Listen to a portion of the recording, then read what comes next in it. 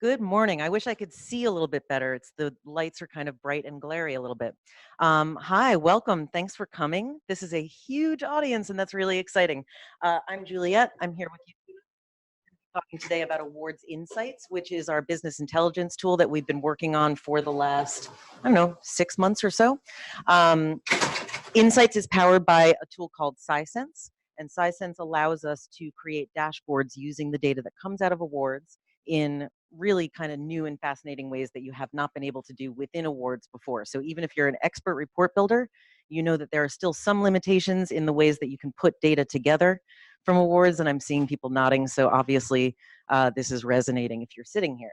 And what we know is that the world that you're all operating in is really changing rapidly, and the demands on your data are getting more frequent, more varied, and more unexpected, I guess you could say.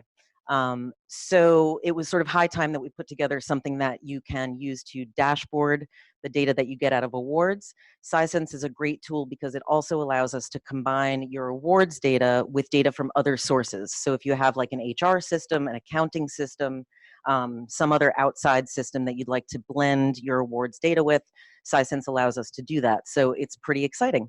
You're all under a lot of pressure right now to prepare for value-based payments, which requires a certain level of reporting sophistication, to be light on your feet for healthcare collaborative needs, for funding requirements, and I should look at my notes for the last thing that I put on there. Obviously, outcomes measurement, which has always been a demand for you. So we're really excited. I am here for the smallest portion of this demonstration. Yehuda Charm is the brains behind this, and he's going to actually do most of the substance. So when you're ready, Yehuda. All right, thank you. Thank you. So, hi everyone. I'm excited to be here. I'm excited to show this to you. Like Juliet mentioned, it's a new and exciting tool, and it's powered by Sisense. We're calling it Awards InSights to give you that insight into your awards data. So what I'm going to do is show you a little bit behind the scenes, and then show you what some of the dashboards look like and talk about what the possibilities with those are. So I'm just going to switch here.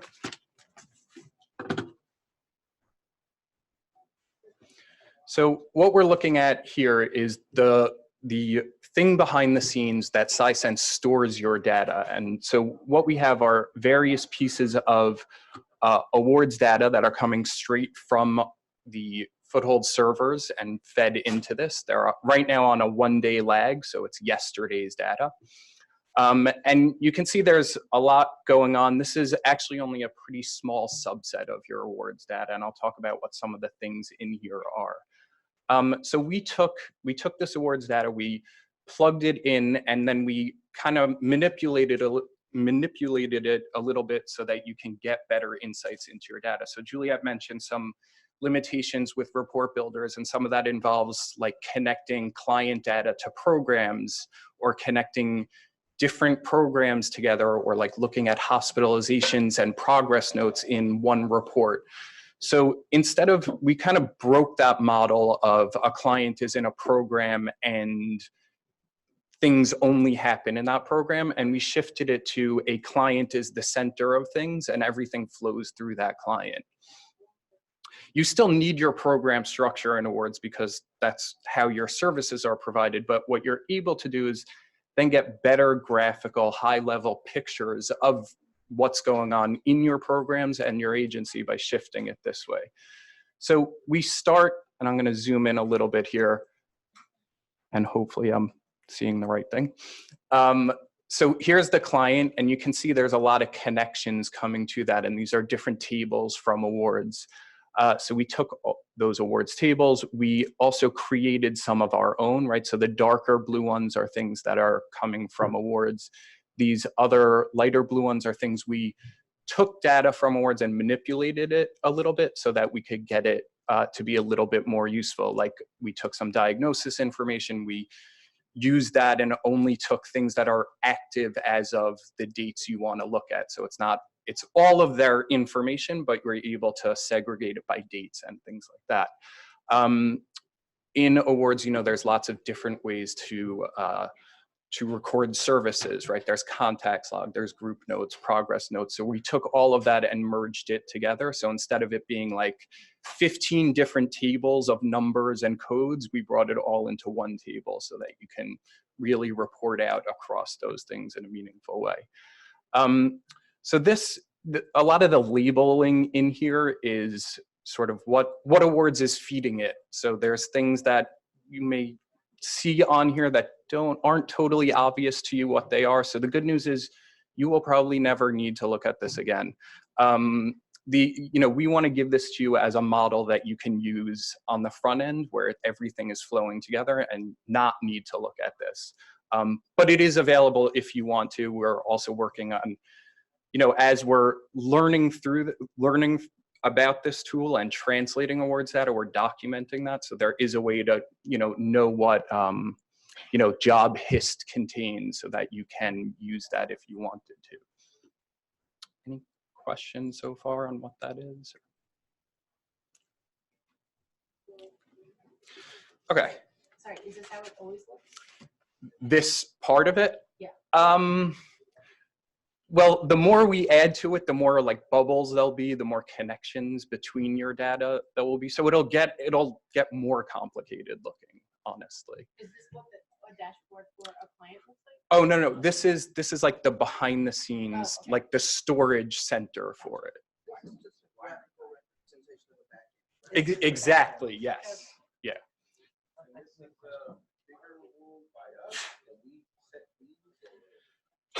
So, I mean, I know it seems like it's like the database, names. That's why it's like, So in theory, yes, there's lots of stuff you would need to know to do that. Like there's some coding you might need to, SQL work that you would need to do to plug some of that stuff in. So theoretically, yes, the who depends on who it is if you can do that. Yeah. Sorry, just to add to the response, this backend we built because we built a series of canned dashboards. So we're going to show off some of those today. It is, in theory, possible for you to also build the Elasticube in the backend, but we think that not a lot of agencies have somebody who has that level of expertise. So we took it upon ourselves to sort of do it for you, Cassandra. And so it's also possible for us to work with you to build a customized dashboard. Yehuda's going to talk about that as well. Yeah, we'll come back to that at the end if that's okay.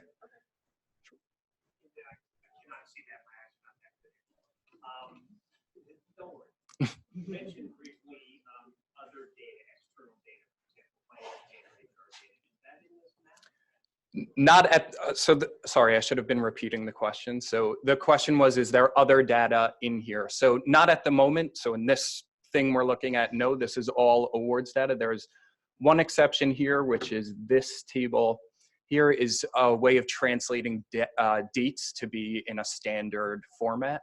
So that's just from an Excel spreadsheet of dates to standardize those things.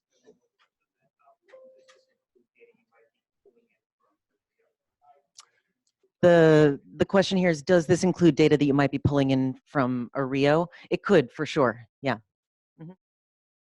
Okay. So what I'd like to do now is jump into what some of the dashboards that we have put together are. So before I do that, I want to just define what a dashboard is, what the purpose is, and what some of the things we'll see on it. So a dashboard is a graphical representation of your data that will hopefully tell you a story, right? So on that dashboard, there's going to be a number of little pictures or graphs, and those are what we'll call widgets. And they're all going to feed together to tell you this hopefully cohesive story about what's going on in your agency. So we're going to look at 6 canned ones we've already created. We'll talk through how to filter them, what you can click on, what they're actually telling you. And then, we'll take some questions about those and talk about the next steps. Before you actually show the dashboards, do you want to talk quickly about where this data is coming from? Because this is not real live data. This is demo data. So yeah, just as an FYI before you see it. It's all coming from our demo database. And what's interesting is we often talk about how core of the data is in our demo database. And what I found as we were going through these, they still told us stories, which were, I have no idea if they were intentional or not. Probably not, but there were still things to pull out and learn from what we're putting in there. Like one thing you'll notice is foothold staff are mildly lazy and always choose the first thing in a drop-down list. So anything with an A is going to have like this much more information than everything else. So And you can also see which foothold staff do a lot of stuff in the demo database and which of us don't.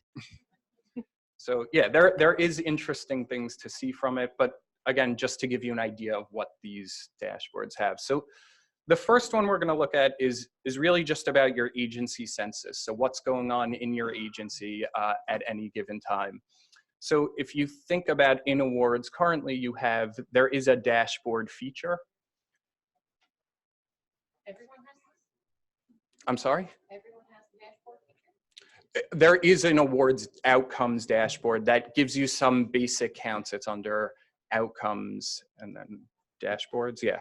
Yeah, and if I could just add to that, so we have had a series of dashboards for years in awards, but they've been very sort of fixed. You don't have a lot of flexibility in the way that you can run them. You can't change the date ranges. You can't select a sub-census, for example. So this gives a lot more flexibility in filtering the results that you see. Dashboards have names. Mm-hmm. They do.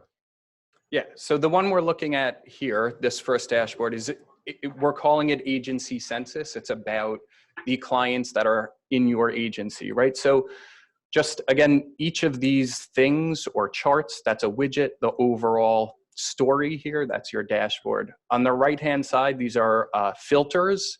And there's a number of ways to filter your data, and I'll show you those. So you can use these filters on the side, and we'll look at some other ones.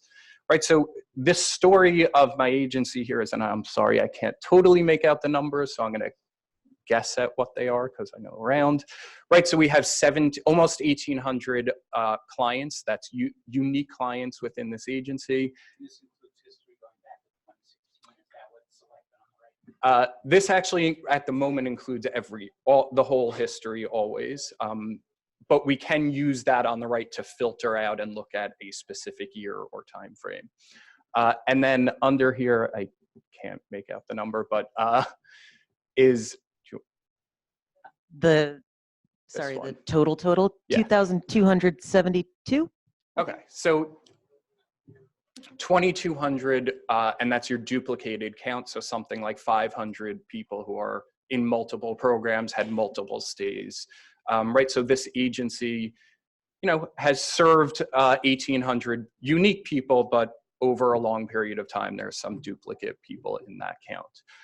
And then here, this one is, I would say, our least complex dashboard. It's really just giving me numbers of who my clients are, right? So we have breakdowns by race, ethnicity, primary language, veteran, gender identity, sex at birth, sexual orientation. Just a quick look of who your clients are. If I wanted to turn on that filter on the right-hand side and only look at a couple of years worth of data, right now it's off. That's why it's grayed out. I can flip it on. Everything will refresh, and except for this number, because I turned that off for a moment, but it would refresh and reflect that. And then all of these counts are only reflecting admissions that happened in the last few years. Similarly, I can uncheck, my dashboard will refresh, and I'll get that information. We've got a couple questions. Oh, yeah. Grace. Sorry, so what is the 1792? Like, what's the time period? Is that open cases at this point in time, or is that the past year? So I'm sorry, I'll just repeat the question. So the question was the number that we're seeing, the 1792 up at the top, what exactly is that representing? Is it all cases over time? Is it just the current census? At the moment, that is all clients that this agency has ever served. I turn the filter off to that the year will affect that, but in theory, if I drilled into a year, it would give me my open cases or my new cases or anything like that. So that's just a choice we have. Are there ways to filter based on open and closed cases? Mm-hmm. Okay. Yep. The question there was, I'm sorry, I'm repeating the questions because we've got people joining online, so I just want to make sure they can hear. And now I Got your question.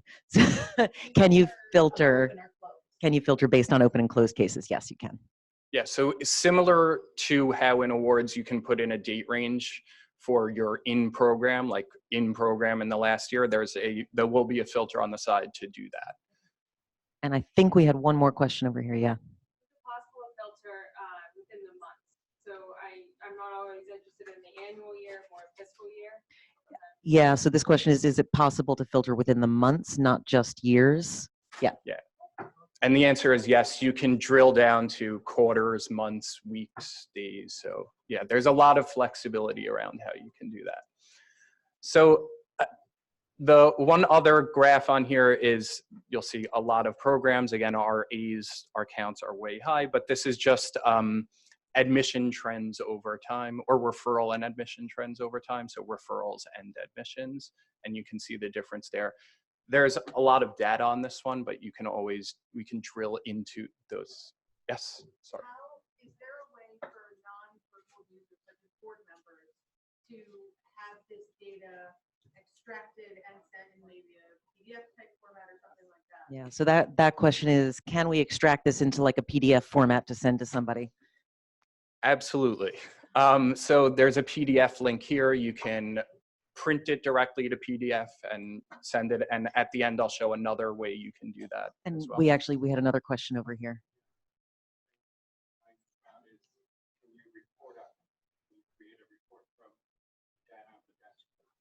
And this is, can we create a report from the data on the dashboard? Do you mean like in an Excel format or something like that? You know, yeah, I'm not quite sure. yeah. So I think the real utility of this particular tool is the graphical way that it represents the data, right? Because it makes it very easy to sort of read and digest. And frankly, we call it InSights because when you see it that way, it does give you some insight into what is going on at your agency that you might not have gotten from a list or a spreadsheet. So, and Alex has something to add there. Create a pivot table and export that to Excel. Yeah, so Alex is saying you can create a pivot table and export it to Excel from this data. We will get to that. Yeah, Yeah, we'll that get is to on that. the agenda. We've got one more up near the front.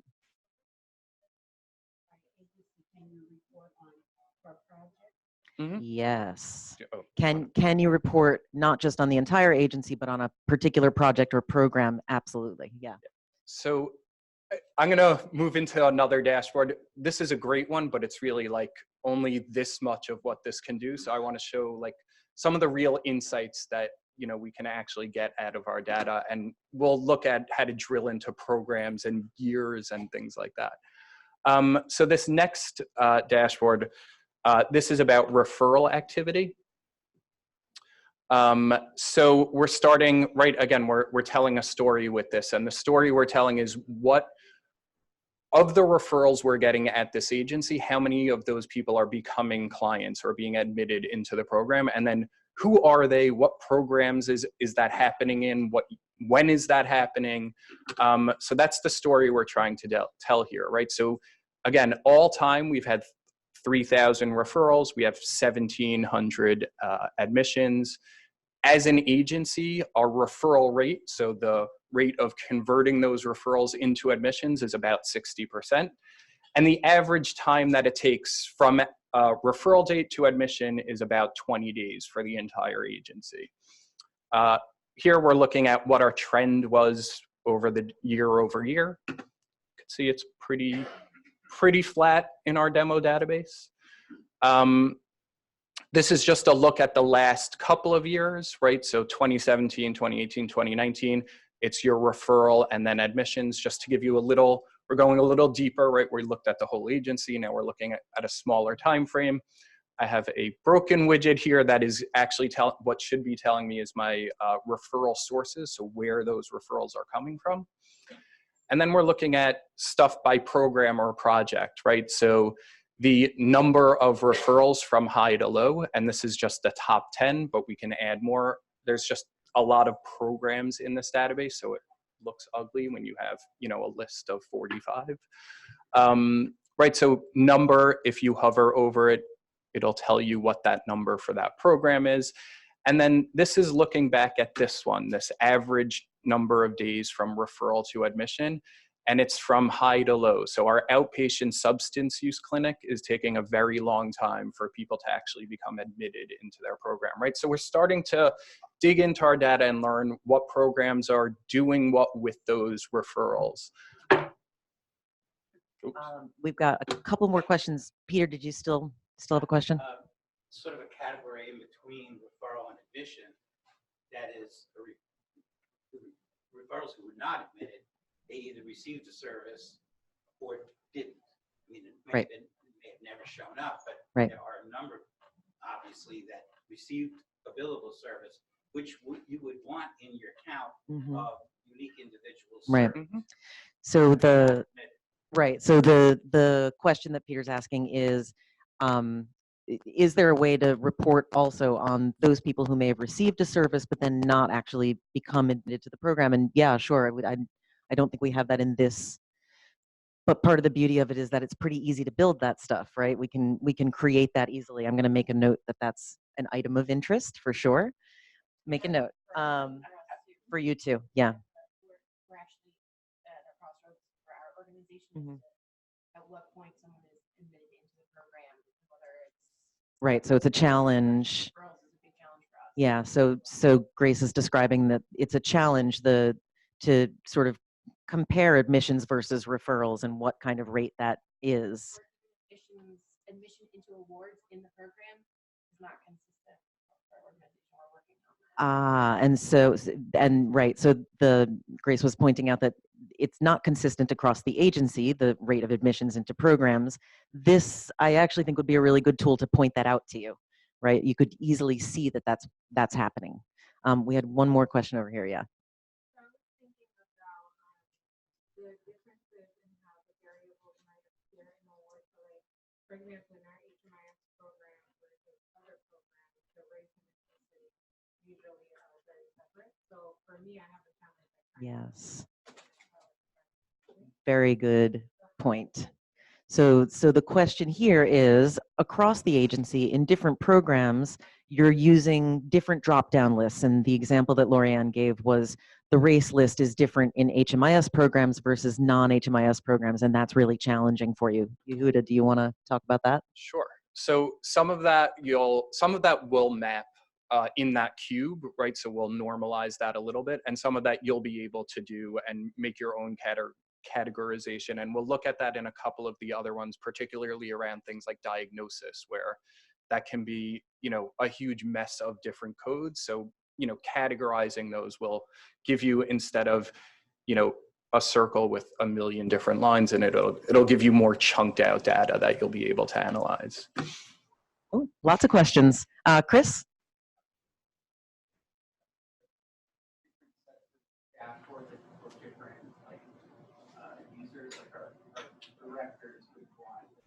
Oh, that's a super good question. So that question is, can we have different dashboards for different levels or different types of users at the agency? Yehuda? So we'll talk about that a little more in the rollout plan and what the next steps are. So I'm going to give you a half answer, if that's okay. In theory, I'm not sure you're going to want to, but theoretically you could do that. What I think you'll actually want to do is have a global dashboard that you're filtering down and sharing out versus having specific ones for different types of people. But yeah. Good answer. I did see another one. Oh, Michelle. You've shown here that you can filter it by gender, race, and ethnicity, but there's other choices that we can have. If we want to filter it down to age, we could easily do that as well. Right? Yeah, so the question there was, we're seeing filters by things like race and ethnicity and gender. Could we also add other filters, for example, age? Yes. So yeah, so that was perfect. Thank you, Michelle, because that's literally the next thing I want to show here is what we can do with this data, right? So we already learned a little bit about what's going on in this demo agency. So say I want to look at the mails that have come through the door to see what that is, right? So I'm going to click on mail here. All of this will refresh. I can see my number went down. My conversion rate went up, so from 60% to 70%. My average days, I think, went up slightly, so it takes males a little bit longer to move through the process, through the whole agency. And what I can also do is take that further and drill into, right? So I'm going to right click and look at like years in date of birth. And we'll pick, oh, I cannot see, I'm sorry. We'll pick that one, 1969, and we'll see, right, much higher conversion rate, but a much longer period of time. So we're starting to actually learn much more about what happened, right? So the next, you know, I can make an educated guess here that my next 50-year-old, is that right? Who walks in the door, my next 50-year-old male who walks in the door, there's a good chance they'll become a client, but it might take them a really long time to become a client. And if I want to go further and say, like, show me that in this particular program versus another program, right? So ACT Services, Team 1, they're doing really well. It's actually, they're bringing that average down. Some other program is really causing that to skyrocket. So you can look at that, you know, as a whole, and then specific programs and how they're doing with that. Going to be custom group of programs? Question is, can it be a custom group of programs? So yes, so on the right-hand side, I have filters. So I chose ACT Services, but I can check off some other ones and things will refresh and give me. Sorry, I meant custom group of programs. Custom group of programs, meaning your custom groupings within awards. Mm-hmm. So those, right now, those groupings that you've created aren't coming in. You can create them in here as well. But that is a good point that we should bring those custom groupings in. I'm making a note of that as well. Okay. By default, is this per program or it was agency-wide when we started, right? Yeah. But now you're filtering out Yeah. specific programs. Okay. Yeah. Question was, by default, is it a particular program? Is it agency-wide? The default is agency-wide, and then you filter from there. Right. So for all of these dashboards, we're starting from the macro level, and then we're going to take that down and look at things a little more deeply. So I'm gonna jump into our next dashboard here, which is specifically about employment data. And again, we're trying to figure out which of our clients or what types of clients are being placed, how long it's taking, things like that. So I'm starting with the total number of employed clients that I have in this agency over my unduplicated census. And then this one is an example of bad data in our demo database. So typically you would send clients on many interviews before they got one job. In our case, we like to skip the interview step. So people are getting jobs at whatever that is, like 1,000% or something without interviewing. So really that would be on the other side probably, where it's like 20% placed versus something like this. And then we're looking at this by employers, and then number of clients employed by program. And I want to point this one out in particular. So I don't know how many people in the room use the employment module in awards, but it does not look at program when it places a client, because employment is client specific versus program specific. So this is, Juliet mentioned tying data together in a different way at the beginning, and this is, we've related those programs back to the client. So I can see, again, ACT Services Team 1 has a much higher number of clients that are employed. So if your employment program has a very low number, there's probably something is not working right there. We've got a question. This work also if you're creating specific forms that you can extract the data. Great question. Also, the question is, if you have created your own custom forms, can you extract the data from there as well? So the answer is yes, but not yet. And I'll come back to that at the end when I talk about like what our next steps are, if that's okay. I think one more. Oh, oh, sorry, I didn't see you. Go ahead. For example, here, the number of job placements over time, like by month. Yep. Can we see job placements over time, month by month? Yes. Well, yes, the answer is yes. Right now we have that set by year, but yes, you could look at that. Yeah, you could change that to month.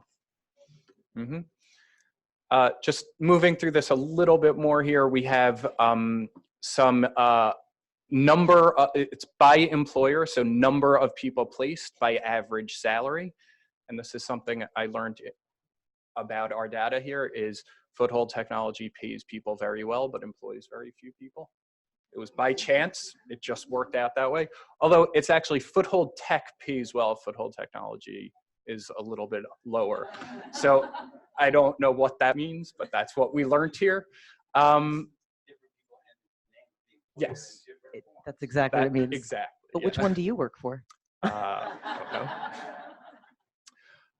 And then we're looking at job categories. So I want to introduce another concept here of structured data versus unstructured data. So structured data, things like selection lists or radio buttons, things where you're not typing things in. And then there's your unstructured data like progress notes or names of people, things that people type in and probably make spelling mistakes on. So I really left these two on here just to make that point. Right, so we're looking at job title. We're seeing almost all of that is other, because if I click into that, I get something very pretty like this, because this tells me nothing. So when you're looking at a dashboard, you really want to focus on that structured data, those things that are contained in selection lists so that you can really get accurate counts of that.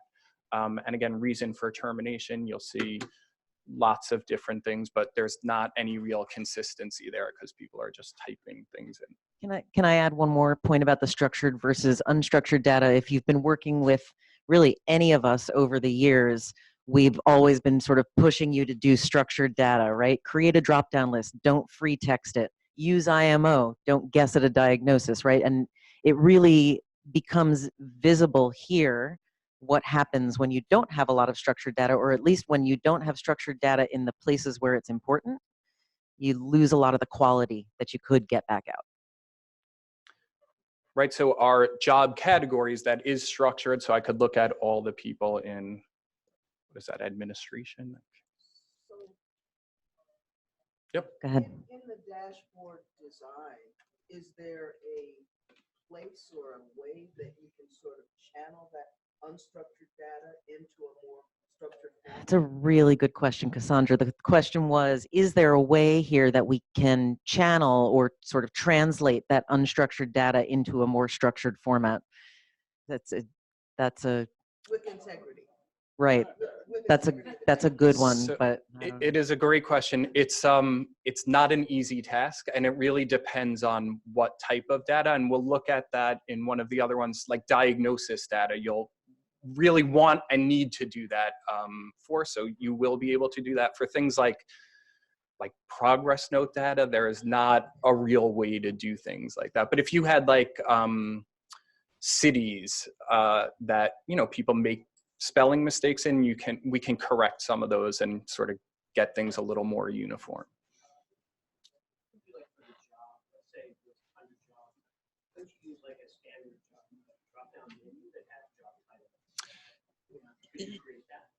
So that's a good question. Also, the question is, could we create a drop-down list of job titles, for example, instead of allowing it to be free text?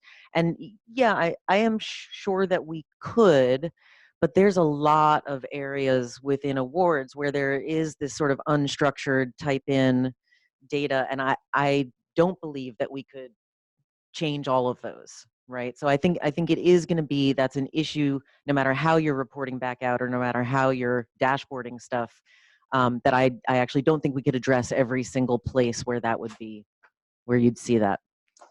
We've got another question over here. With the unstructured data, I mean, obviously if you're looking at something and you see something and type one off, how can you figure out from this which clients have one off five? Good question also. So that question is, if I see bad data when I'm looking in here, how would I know the source of it? What client is it coming from so that I could go and correct it? I don't, unless you think differently, I don't think that you could, because this is de-identified. So we don't have individual people's names in here. But just to make a plug for the existing report builders, those are great for that purpose. And you know, we're constantly encouraging people to run data quality reports so you can address that stuff, and awards is excellent for that. Thank you. So I'm going to shift into another side of agencies, and this I think is something that's probably relevant to most people in the room, and that's looking at documentation. So what happens, and there's all sorts of different sides to that. So there's what are staff doing, what are clients doing, what are programs doing, what are we billing for, what are we not billing for, what insurances do people have, what diagnoses they have. So there's a lot there. We have some of that built out. We have others still in the planning stages, so there's more coming for that, but we're going to just take a peek at what we have so far. So this first one we're calling documentation management. We originally called it productivity. Some people felt like that was a dirty word, so we changed it to documentation management, but it's really like, what are the staff doing in our programs? Right, so I am looking at this for a chunk of time here. We can see the filtering on the side. I actually took out group notes because those give a lot of noise that I wanted to sort of get rid of for the moment. I'm not looking at whether things are face-to-face or not. I left that off, but I can easily add that in. And right now I have this thing set for this year and last year, but again, like we saw with other filters, I could change that to months, quarters, whatever's sort of relevant to what's going on. Otherwise, right, we see a number of notes. The programs that this documentation is happening, and this is the workers that are writing those notes in those programs, and it's just the top 10. A pie chart is probably not a great way to look at that when you have 45 or 50 or 200 people, but for the demo purposes, it worked. So the top 10 note writers by volume, the types of services they're providing, and then the duration of those services compared to the average duration of those services. Right, so I usually pick on Josh Kleichman, but he's in the room, so I'll spare him today. He does a lot of documentation in this and actually drives our averages way up.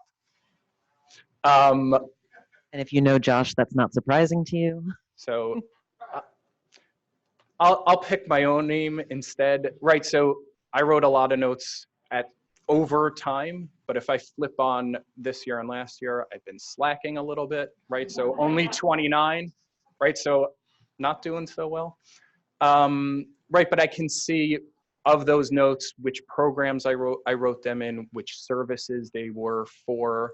And again, just like any of the others, you can drill in to get more data, but this is really looking at staff and what they're doing at any given time. We've got questions here. Grace? Is there a way to get like your denominator, like how many clients these notes are for, or how many notes like per client? Yeah. Yeah. Question. Clients per worker. Right. Or a group of notes per client. Right. So yeah. So the question here was: is there a way to sort of group this by client as well? There is, for sure. The intention with this one was to be more staff focused, to really be looking at like, what are my workers doing, but we certainly could factor in how many clients did they serve, how many people on a caseload, and so on and so forth easily. Yeah. Cassandra. So you may come to this later, since it's a staff folks, but if you have like a large number of staff, then the question is going to be, can you then filter this by program instead of by individual, so that you see how many people, how the different programs are functioning, rather than how the different. Yeah. So question here is, can this be broken down by program instead of by person? Absolutely. Do we not have? Yeah. We do have the program filter in there. Right, so if I choose that program or grouping of programs, it'll refresh all of that and give me, the numbers for the staff members that work in that program, right? So we started full agency. Click on a program, we're going to get the staff members in that program and the things they did. Okay, I guess I'm thinking, like, because you have so many staff members, I don't want to necessarily see what individual staff members are doing. I want to see how programs are functioning. That's just going to be that. That is a super good point. So the point there is I really want to see how the program is functioning overall, not the individual staff people within the program, and that's a really great suggestion. So every time we show this to anybody, we get tons of ideas, and frankly, that's part of what our process is, because we're putting things out there, but you're the one doing the work every day. So hearing what's useful to you is going to get us into a spot where we can give you the best starting point to then filter down. So I'll also come back to like sort of how that process works and what we're looking to do with that.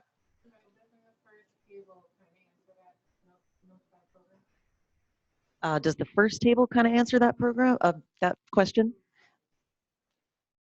Yes. Yeah, Mm-hmm. yeah, I think in a way, but I agree that we could actually probably drill deeper into that and get a little more substance there. By clicking on the bar itself. Mm-hmm. The question is, yeah, is it filterable by clicking right on the graph? Yes. And I saw somebody else. Yeah. Do we at the agency level have a choice as per what the display would be? Like you said, the pie graph wasn't exactly the best choice for this. Is there a way that we can sort of filter through different? Yeah. So the question there is there a way that each agency can sort of choose the type of graph that you see? Can we come back to that one at the end, if that's okay? Oh, we got one more, and then I think we should probably move on because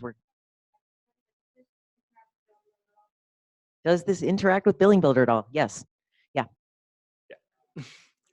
At the moment today, not that I'm going to show you, but we'll talk about that in the next steps as well. Yeah. Mm-hmm.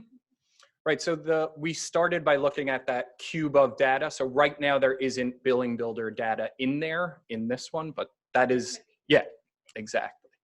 We've got, just to add a little bit, so we've got plans for sort of a revenue cycle dashboard with a series of widgets around that. I think that's probably what you're thinking about, Nicole.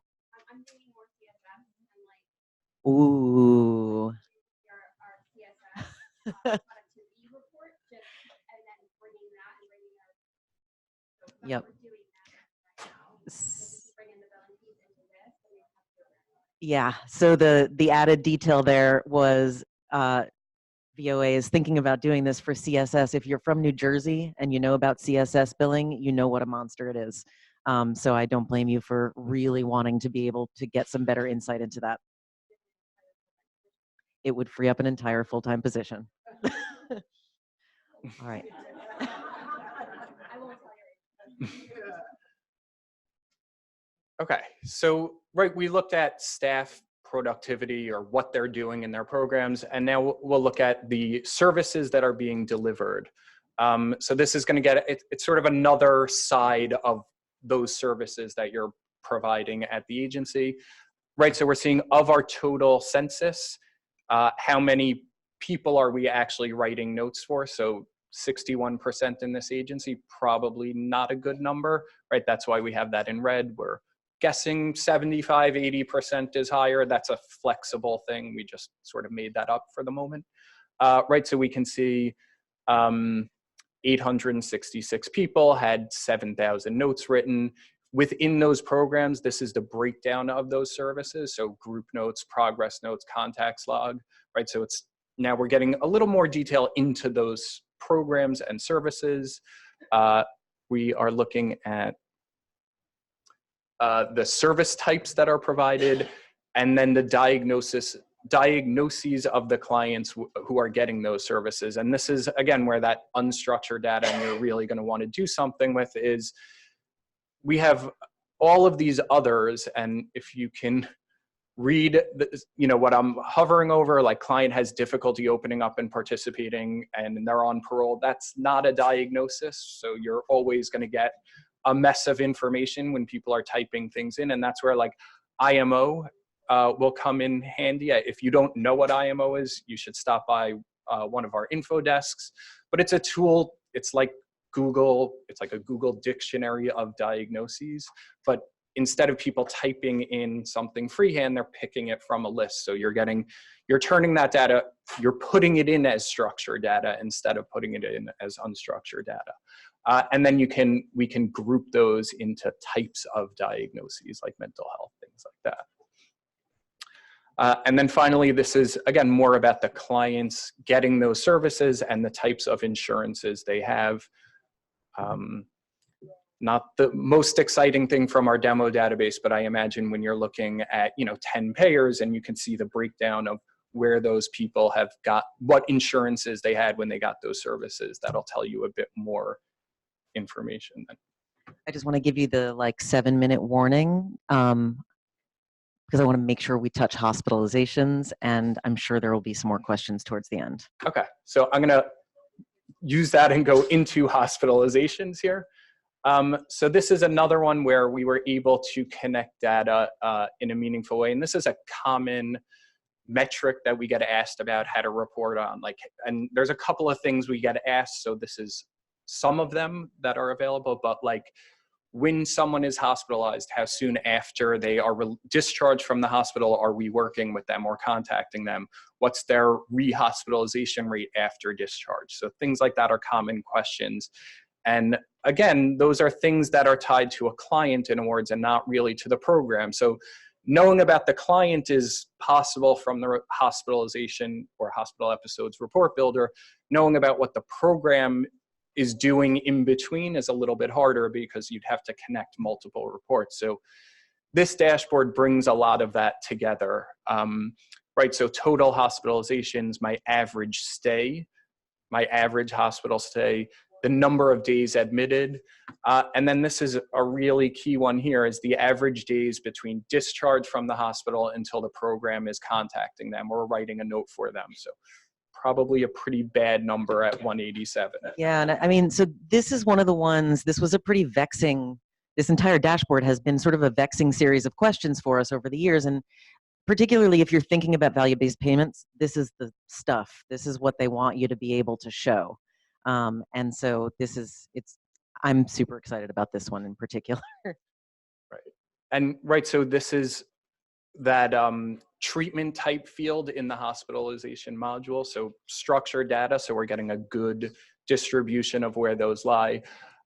Episodes by program. So this is where our clients are. Again, ACT services, top of the list. It's going to have a high number there.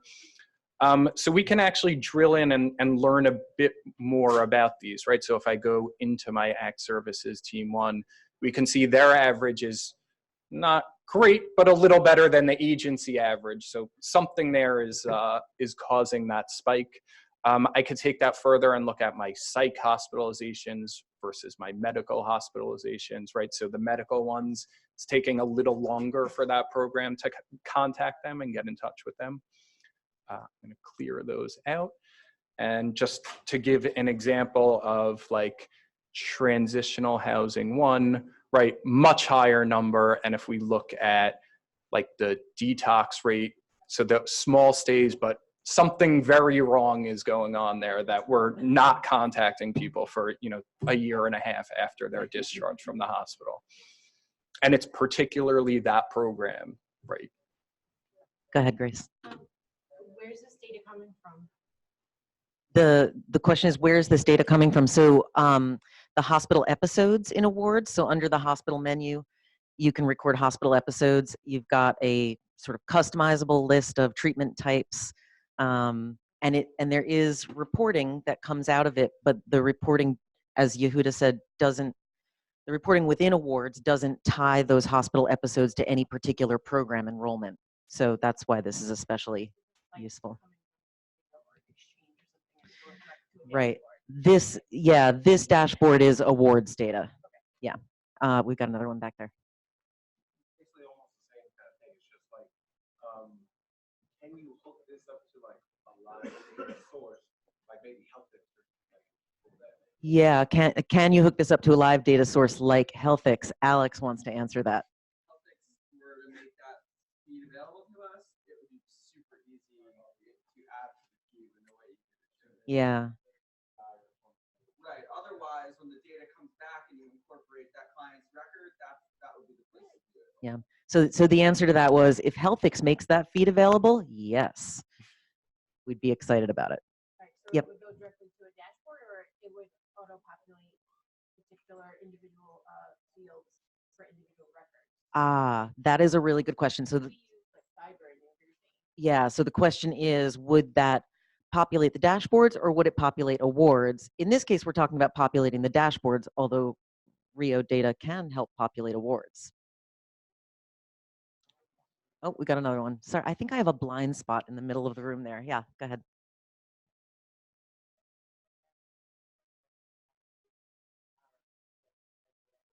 These are all de-identified data.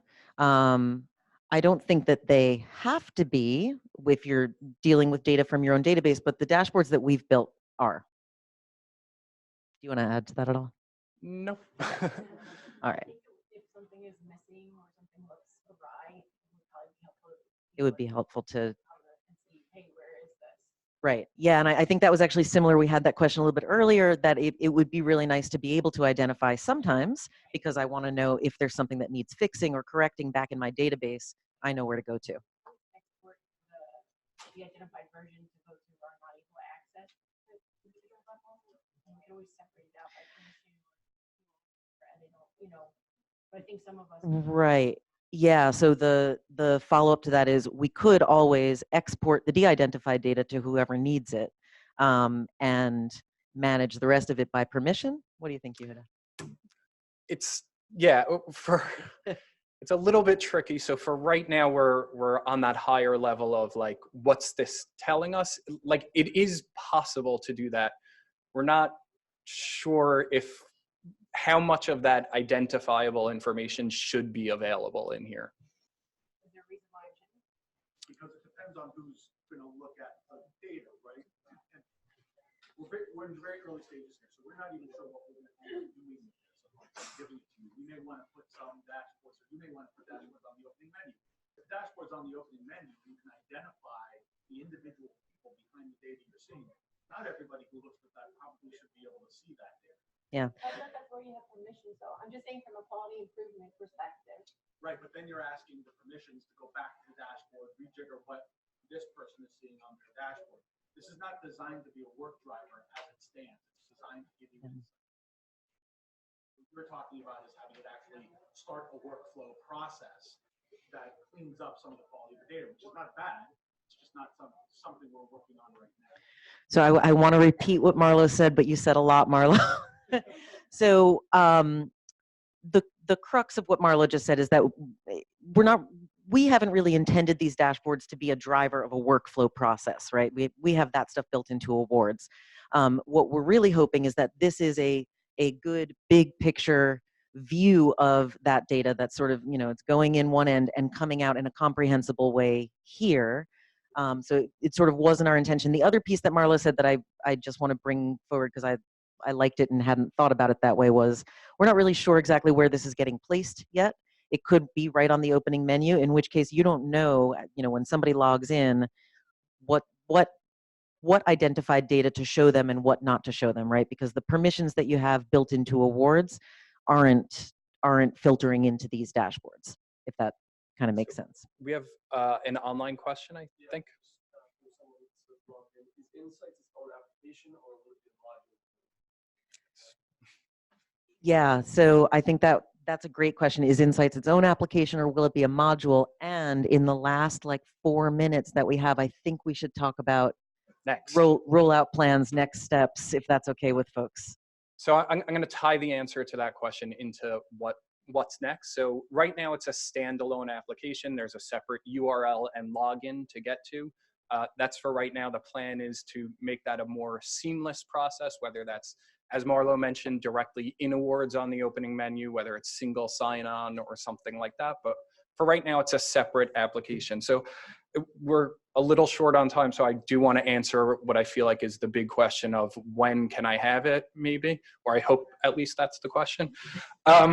So right now we've been working on getting the data into the cube and translating it to be normalized and useful and rational for someone to feed into these dashboards. So we started with this series of dashboards with a limited data set, so we want to continue to add to that. We made this available to some agencies in a beta to get some feedback, so similar to this, all these ideas we're writing down. We've gotten some before, we've made changes, so our plan is to continue that for a little bit and then make it available to agencies towards the end, hopefully by the end of the third quarter of this year. And so that'll start with the way we're going to make that available is through a series of CAN dashboards. So right now we have 6 or so. They need to get cleaned up and made a bit more useful, like grouping programs differently, things like that. And then have some number, 6+ available for agencies to use. There's the pricing we're still kind of tweaking a little bit and working out, right? So one of the bits of feedback we got from our beta agencies immediately was that they want to do a little more with the data than just view it. And so these filters were only available for the ones we added for them. They wanted to add some of their own. So we need to add a layer of data or filter manipulation into our pricing model to accommodate that, but we should have that available or all worked out soon, I hope, and then we'll be able to make that available. Marla, do you want to add to that? Oh, okay. I was curious to see what you was going to say. All right. You're Just gonna promise things. So it looks like we've got questions. Do you have more that you want to say prior to that? No. Great. Let's It was a take it little away. unclear. So will everyone have this by default and you have to pay extra to customize it, or you have to pay extra to get it? The question is, will everybody have this, or will everybody have this and you would pay more to customize it, or do you just pay more for this? So that is a very good question. Right now it is an add-on product for, that's a hard one to explain. For other than the Pro version, which includes some licenses for viewing, right? Did I get that?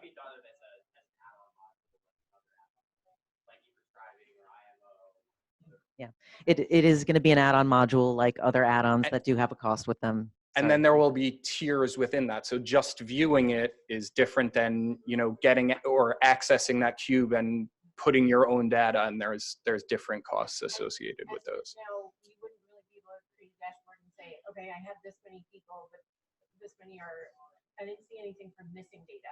And that's an issue that we have to work on a lot. Good Like, question, I yeah. have this many enrolled, but I have only 50% I know their race, or only 50% have our outcome measurement. Right. Be a dashboard for missing. So, excellent question. Is there going to be a dashboard for missing data? Missing data is a really tricky thing to report on, right? Because it's like you need to report on the absence of something.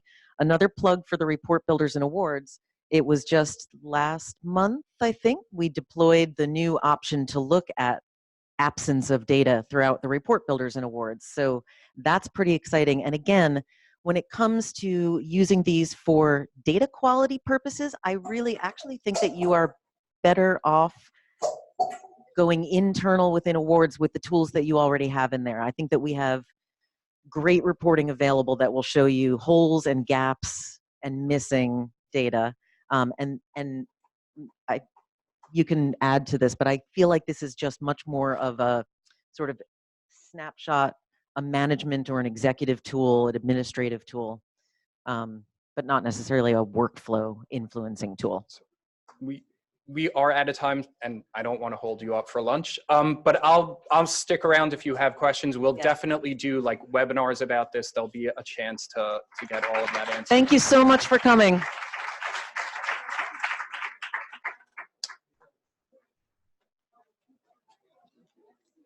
Thank you for doing that.